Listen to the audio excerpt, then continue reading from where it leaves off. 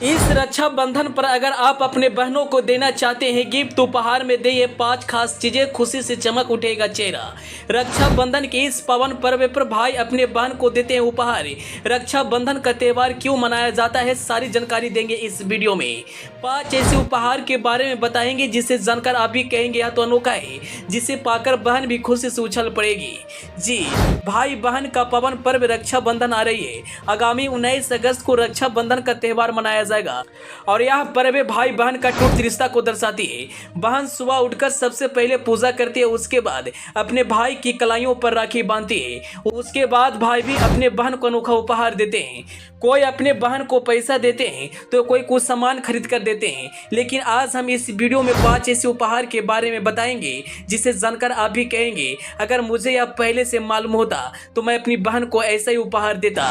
रक्षाबंधन भाई बहनों के बीच प्यार स्नेह के पवित्र बंधन का प्रतीक है। यह पर्व हर साल सावन के महीने में मनाया जाता है। इस दिन बहन अपने भाई की कलाइयों पर राखी बांधती है और भाई भी अपनी बहन को उसकी रक्षा का वचन देता है, साथ ही अपने बहन के लिए कुछ न कुछ उपहार भी देता है। इस बीच कई क्षेत्रों में बहनों द्वारा अपने भैया और भाभी को भी उपहार देने की परंपरा है। यदि आपके यहाँ भी यह रिवाज है तो कुछ ऐसे उपहार पर नजर डालते हैं, उन्हें पाकर प्यार का एहसास करेंगे। आप अपनी पूरी फैमिली और दोस्तों के साथ डिनर पार्टी का सरप्राइज दे सकते हैं। यह उपहार कुछ अनोखा होगा और शायद इन्हें पसंद भी आएगा। वहीं दूसरी उपहार इससे भी अनोखा है। आज की भाग दौड़ भरी जिंदगी में किसी को समय देना उपहार से कई गुना बढ़कर है, इसलिए आप इस साल की राखी अपने परिवार वालों के साथ मनाएं और अपने परिवार के साथ समय व्यतीत करें। यह उपहार उनको काफी पसंद आएगा। वहीं अगर तीसरे उपहार की बात करें तो आप पूरे फैमिली के साथ किसी टूर पर जा सकते हैं जिसे एक यादगार बनाया जा सकते हैं। कहते हैं ना, ओल्ड इज गोल्ड।